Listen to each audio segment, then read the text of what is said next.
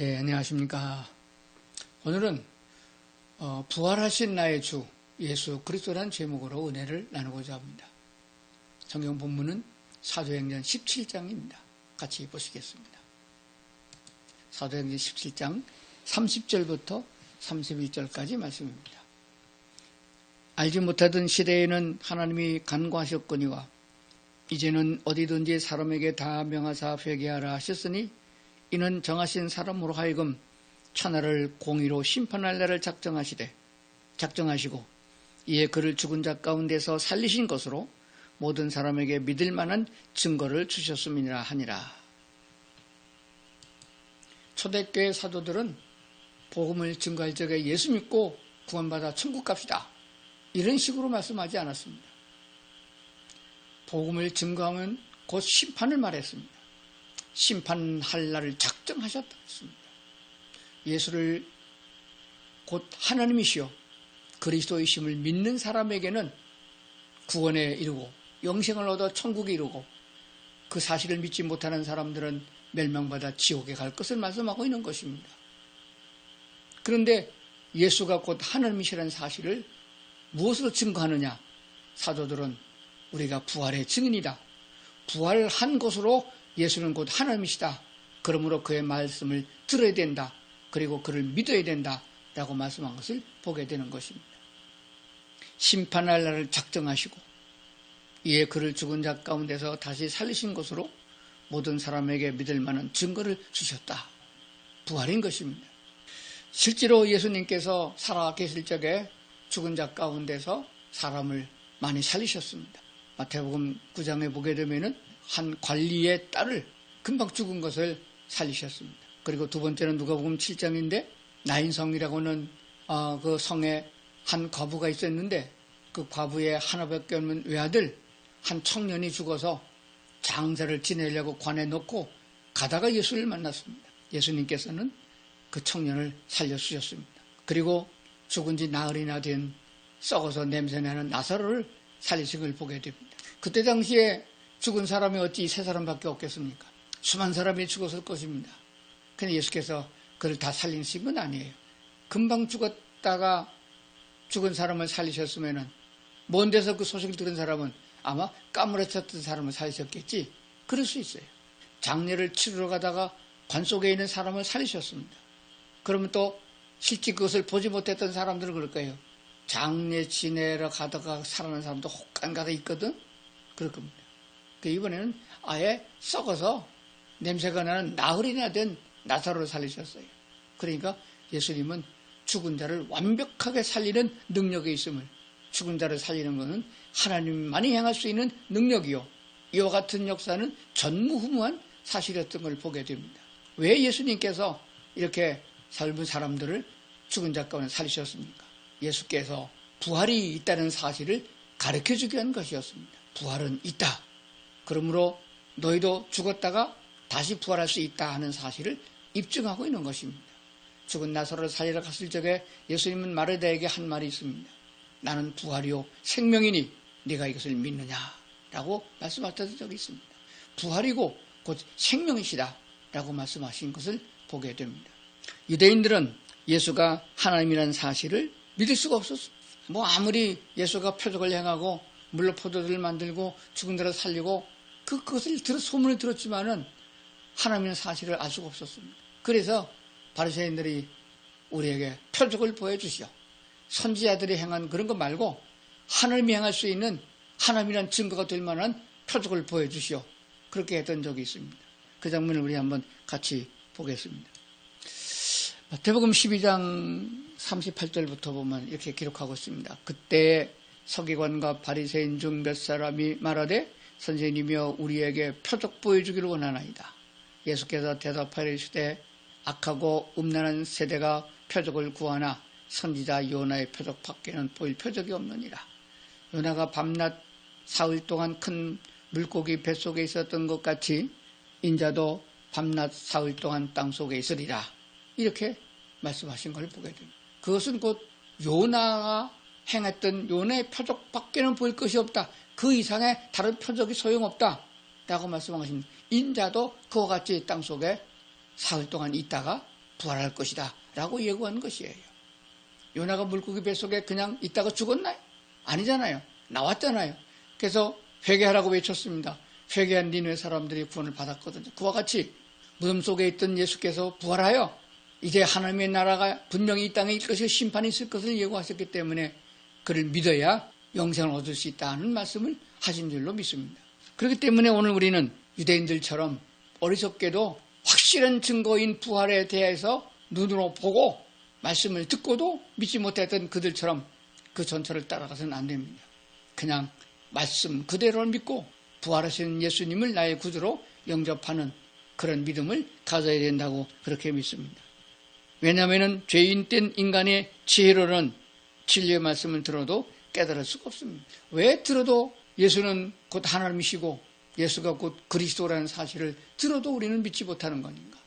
믿는다고 하면은 예수님을 나의 주인으로 영접하고 주님을 따라서 절대적인 순종하는 삶으로 나가야 되는데 그래야지 못하는 이유가 어디 있느냐? 머리는 이해되어지지만은 가슴 속에 그것이 새겨져서 행동으로 삶 속에서 그렇게 믿음의 생활을 못하고 있는 사실입니다.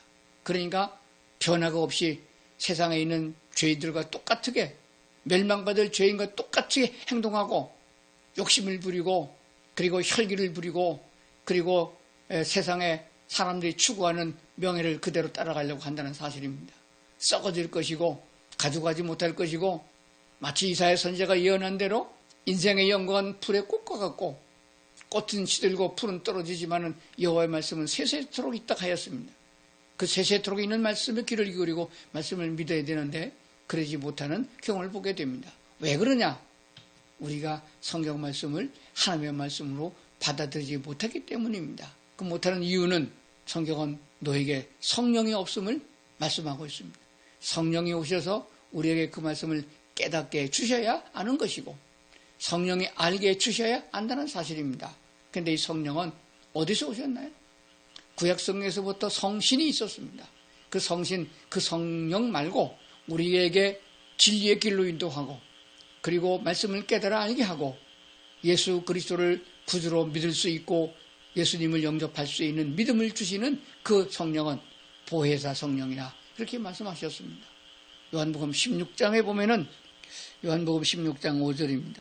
지금 내가 나를 보내신 이에게로 가는데 너희 중에서 나더러 어디로 가느냐 묻는 자가 없고 도리어 내가 이 말을 함으로 너희 마음에 근심이 가득하였도다. 7절 그러나 내가 너희에게 실상을 말하노니 내가 떠나가는 것이 너희에게 유익이라. 내가 떠나가지 아니하면 보혜사가 너희에게로 오지 아니할 것이요 가면 내가 그를 너희에게로 보내리니. 8절 그가 와서 죄에 대하여 의에 대하여 심판에 대하여 세상을 책망하시리라. 죄에 대하라 함은 그들이 나를 믿지 아니하며 이렇게 말씀했습니다. 내가 아버지께로 가는 것이 너희가 지금 잠깐 근심하겠지만은 도리어 유익하다. 왜냐하면 내가 가야 그래야 보혜사 성령이 너희에게로 오기 때문이라 하는 것입니다. 그러므로 예수께서 부활하지 아니하시고 그냥 십자가에서 피 흘려서 대속 죄물만 되셨더라면 우리의 죄는 사함을 받았겠지만은 예수의 피의 공로로 죄 사함을 받았겠지만은 부활의 영생의 거듭남은 없다는 사실입니다. 예수께서 부활을 하셨기 때문에 하늘나라로 가셨고 하늘나라 가셨기 때문에 보혜사 성령을 보내주셔서 우리에게 깨닫게 된 것입니다. 성령의 믿음을 주셨고 그 믿을 만한 증거를 주셨고 그래서 말씀을 깨달아 알게 되었기 때문에 그 진실한 하나님의 말씀을 그대로 받아들이게 됐다는 사실을 말씀하고 있는 줄로 믿습니다. 보혜사 성령님이 알게 주어야 알 수 있는 믿음이 생긴다는 사실입니다. 얼마나 귀한 진리의 말씀입니까? 요한복음 8장에 보게 되면은 만약에 우리가 부활하신 예수님을 믿지 못한다면은 죄 가운데서 죽으리라고 말씀하셨습니다. 요한복음 20장 31절에 보게 되면은 오직 이것을 기록하면 너희로 하여금 예수께서 그 그리스도이심을 믿게 하려 하며 그 이름을 힘입어서 생명을 얻게 하려 함이라 말씀한 걸 보게 됩니다. 만약에 예수께서 하나님이 보내시고자 약속하셨던 그 메시아가 분명하다는 사실을 믿지 못하면은 우리는 영생을 얻을 수도 없고 죄 가운데 여전히 남아있다는 사실을 말씀하고 있습니다. 고린도전서 15장에 보게 되면 너희 믿음도 헛되고 여전히 죄 가운데 있을 것이라 말씀한 것을 보게 됩니다. 고린도전서 15장 17절입니다. 그리스도께서 다시 살아나신 일이 없으면 너의 믿음도 헛되고 너희가 여전히 죄 가운데 있을 것이요. 그리스도께서 다시 살아나신 일이 없다면 너의 믿음도 헛되고 교회 아무리 열심히 다니고 11조 많이 하고 했다 할지라도 그 헛되고 여전히 죄 가운데 있다. 죄가 그냥 남아있으면 죄의 값으로 말미암아 멸망, 사망에 이르고 그리고 영원한 지옥에 임하게 된다는 것을 우리가 잘 알게 됩니다. 우리가 죄사함을 받고 거듭나고 영생을 얻는 것은 오직 예수 그리스도의 부활에 있음을 보게 됩니다. 만약에 부활이 없으면 모든 것이 헛되다고 말씀한 것을 보게 되어집니다. 그렇기 때문에 우리는 믿고 부활의 신앙으로 살아야 됩니다. 복음을 듣고 믿음이 오면은 예수는 그리스도시요 나의 주라고 신앙 고백을 하는 것입니다. 이 신앙 고백을 하게 된 것은 부활의 주님을 믿을 때에 주님께서 성령을 보내시사 나로 믿게 하는 믿음이 있을 때 가능한 것입니다. 이 복음의 말씀을 들을 적에 이 성경의 말씀을 들을 적에 성령께서 우리 마음속에 예수는 그리스도이시며 라고 고백할 수 있는 그런 은혜가 충만하기를 주의 이름으로 축원합니다. 그리고 성령님의 인도를 따라 순종하는 삶을 살아가는 습관이 되어야 됩니다. 하나님의 말씀을 듣고도 내 마음에 드는 것은 따라가고 그렇지 않은 것은 내버리는 그런 자들이 돼서는 안 됩니다. 하나님의 말씀을 순종하는 것은 한 번만이 아닙니다. 작은 것에서부터 시작해서 하나님의 말씀을 귀담아 듣고 순종하는 습관을 가져야 됩니다. 그러다 보면은 큰 것도 도저히 감당할 수 없는 그런 말씀에도 순종할 수 있는 믿음이 있게 되는 줄로 믿습니다. 우리는 아브라함을 믿음의 조상이라고 말합니다. 믿음의 조상 아브라함이 한 번은 시험을 당하게 됐습니다. 독자 이삭을 제물로 바치라는 하나님의 말씀을 듣고 아브라함은 그대로 순종했습니다. 하나님께서는 그 이삭을 제물로 받은 것이 아니라 대신하여 양을 보내주어서 제물로 바치는 것을 보게 됩니다. 그 후에 하나님이 말씀하셨습니다. 합격이라는 통지를 보낸 것입니다. 순종의 합격, 사랑하는 독자 이삭까지 자기 손으로 잡아서 하나님의 말씀이니까 제물로 바친다고 하는 그런 순종입니다. 거기요 어떤 믿음이 필요합니까? 무조건 순종입니까? 눈 딱 감고 그냥 순종입니까? 아니에요. 나중에 신약성경 히브리서는 그 장면을 이렇게 말씀하고 있습니다. 아브라함은 있을 수 없는 환경에서 태어날 수 없는 환경에서 하나님이 이삭을 주셨으니 그 이삭은 하나님이 약속하기를 그 이삭으로 말미암아 씨를 통해서 열국을 이룰 것이라고 약속하셨으니 만약에 이삭을 제물로 바치면 하나님이 또 살려줄 것을 믿었다고 하는 사실입니다. 무조건 순종이 아닙니다. 하나님이 살리실 것을 믿음으로 그를 제물로 드리는 그 믿음을 갖게 된 것입니다. 우리는 생활과 삶 속에서 이만한 믿음을 가지려고 하는 것은 하루아침에 되지 않습니다. 그러므로 하나님의 말씀을 주실 적에 기도하고 하나님의 은혜를 주실 적에 그 말씀을 순종하는 습관을 가져야 됩니다. 확실한 믿음은 우리의 삶을 변화시키는 것입니다. 전에는 내 생각대로 내 뜻대로 그렇게 우리가 살았지만은 그리고 교회 다니면서 직분도 얻었고 여러 대 신앙생활을 했지만은 그냥 내 마음에 맞는 것은 따라가고 그렇지 않은 것은 순종하지 않았던 걸 보게 됩니다. 그게 말이나 되느냐? 또 어떤 목사는 그렇게 하지 않아도 된다고 하는데 꼭 우리 목사님은 그렇게 강조한다고 그렇게 말하기도 합니다. 그러나 분명한 사실은 우리는 하나님의 말씀에 온전히 순종하는 그런 믿음을 가져야 됩니다. 아브라함과 같이 합격한 믿음을 가지려고 해야 됩니다. 설교를 들을 적에 고깝게 듣지 아니하고 목사가 하는 소리로 듣지 아니하고 하나님의 말씀으로 듣게 되는 것입니다. 성경에 보면은 가룟 유다는 마귀가 그 마음속에 예수 팔려는 생각을 넣었다고 그랬습니다. 예수 팔려는 생각을 넣고 돈을 받았다는 사실입니다. 그것은 가룟 유다의 생각이 그 시험에 넘어갈 만한 그런 것밖에 되지 않았다는 얘기예요. 돈에 대한 관심을 많이 가졌다는 얘기가 됩니다. 우리 믿는 사람들은 돈이 하나님을 만났는데 거칩돌이 된다고 하면 버릴 수 있는 용기를 가져야 됩니다.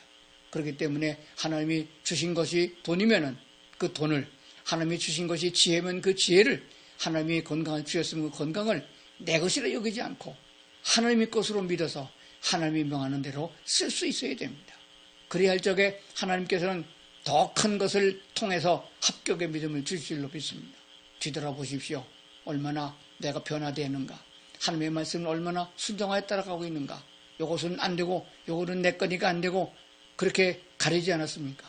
세월이 지나가면서 나이가 먹으면서 주님이 부르실 때가 가끔 아는 사람들일수록 더군다나 우리는 온전하게 하나님께 다 내어 맡길 수 있어야 된다고 믿습니다.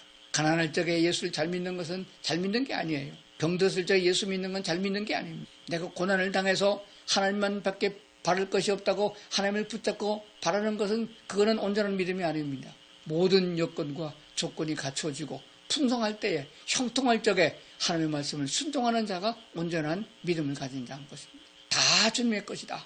생명도 주님의 것입니다. 주님 오라고 계시면 내가 기쁨으로 주를 바라봅니다. 어디까지 가야 되나요? 아브라함이 이삭을 바칠 적에 잡아서 제물로 바치면 하나님이 또 살려줄 줄 믿는 믿음, 하나님 내 생명을 죽게 드리면 하나님이 나를 부활되게 할 것이라는 믿음. 그렇습니다. 예수께서 이 땅에 계실 적에 3명의 사람을 살릴 수 있는데 할머니나 할아버지를 살린 적이 없어요. 다 아이들이고 청년입니다. 왜 그렇습니까? 예수님은 33살 청년의 나이에 돌아가셨고 그리고 그 나이로 부활하셨습니다. 우리가 부활될 적에 그와 같은 모습으로 부활될 것을 고린도전서 15장은 말씀하고 있습니다. 부활의 첫 열매라고 말씀하셨거든요. 어떤 나무의 첫 열매가 달렸으면 그 다른 가지나 그 다음에 계속해서 그 똑같은 열매가 달리는 것을 말씀하고 있습니다. 예수님이 부활하셨으면 예수에게 붙어 있어서 예수님의 말씀을 듣고 순종하는 삶을 살아가는 사람은 예수님과 똑같은 부활, 젊은이의 부활과 다시는 죽음이 없는 부활로 이어진다는 것을 믿기 때문에 세상에 미련을 가질 필요가 없습니다. 세상에 그렇게 중요한 것은 아닙니다. 세상에 있는 것은 예수는 그리스도이시요 살아계신 하나님이시며 그가 분명히 하나님이신데 육신을 입고 땅에 오셨으며 그렇기 때문에 그는 부활하셨습니다라는 것을 증거하기 위하여 증인으로 살아가는 것입니다. 다시 말하면 복음을 전하는 전도인으로 살아가는 것이지 세상에 다른 미련을 가지고 살아가는 것은 아니라는 사실입니다. 사명이 끝났으면 다 두고 아버지께로 가야 되는 것이 당연한 사실입니다. 무엇을 위해서 남은 생애를 바치시렵니까? 온전한 믿음을 갖는 것이 얼마나 중요한 것인가를 다시 한번 깨달을 수 있기를 바랍니다. 확실한 믿음이 있으면 성령께서 인도하심이고 성령이 인도하시는 순종의 삶이 되면 형통한 삶이요 이 세상 사람과 같지 아니하는 변화된 삶이라는 것입니다. 이 변화된 삶은 하늘에 속한 자의 삶을 말하는데 이웃을 사랑하는 기쁨이 충만한 사람, 그냥 저 혼자 술 마시고 기쁘는 것이 아닙니다. 이웃을 사랑하기 때문에 그들을 섬기고 그들에게 봉사하는 것이 기쁨이요 감사와 찬양이 넘치는 삶인 것입니다. 감사할 조건이 있어서 감사하는 것이 아니고 하나님이 살아계시고 하나님이 내 편이심을 믿는 그 믿음으로 감사하는 것이며 그리고 우리도 부활할 것을 굳게 믿고 부활의 첫 열매신 예수에게 붙어 있어서 주님 가신 곳에 나도 가고 주님 사랑하는 자를 나도 사랑하고 그렇게 주님과 함께 동행하는 삶으로 이어져야 된다는 사실입니다. 저는 그리스도이시오 살아계신 하나님심을 내가 믿습니다. 하나님이 육신이 되어 그 고초를 겪으면서 나를 구원하러 오셨으며 내가 어떻게 구원받은가를 다시 한번 생각해야 됩니다. 그런 하나님이 나의 주인으로 오셨습니다. 그 주인님의 말씀에 순종하는 것이 오늘 정말 기쁨입니까? 주님을 따르는 것이 정말 기쁨입니까? 즐거움입니까? 생각해 봐야 됩니다. 주님은 여전히 살아계시고 우리와 함께 계심을 믿습니다. 내 안에 성령으로 계셔서 나로 하여금 주님과 동행하는 삶이요 주님과 더불어 영원히 사는 천국으로 우리를 또 데려갈 것을 우리가 믿습니다. 그날을 바라보면서 강하고 담대하게 죄와 싸워서 승리하고 하나님이 우리에게 주신 그 자유를 누리면서 살아가는 성도들이 다 될 수 있기를 주의 이름으로 축원합니다. 기도하시겠습니다. 사랑하신 하나님, 기도하시겠습니다. 사랑하신 하나님, 우리에게 이 귀한 믿음을 주신 것을 감사합니다. 알지 못했던 걸 알게 하시고 보지 못했던 걸 보게 하시고 믿을 수 없는 걸 믿게 하신 것을 감사합니다. 내가 이 신앙의 간증을 이웃에게 전함으로 그들이 그리스도 예수께로 돌아올 수 있게 하여 주옵소서. 내게 있는 건강과 내게 있는 지혜와 지식과 내게 있는 재물을 나누어서 주의 사랑을 전하게 하시고 그들도 예수를 믿고 구원받는 역사가 있는 그 사역에 쓰임받게 하여 주시옵소서. 주님 가신 곳에 내가 가고 주님이 계신 곳에 나도 있고 주님을 사랑하는 마음 영원토록 변하지 아니하도록 주여 인도해 주시옵소서. 이 기쁨과 은혜가 충만한 일생이 될 수 있도록 도와주시옵고 어떤 환경 속에서도 주님을 모른다 하지 아니하고 주님은 내 편이시며 내가 주님을 사랑합니다. 주님은 나의 주님이십니다. 라고 고백할 수 있는 저희가 다 되도록 도와주시옵소서. 감사드리며 예수님 이름으로 기도드리옵나이다. 아멘.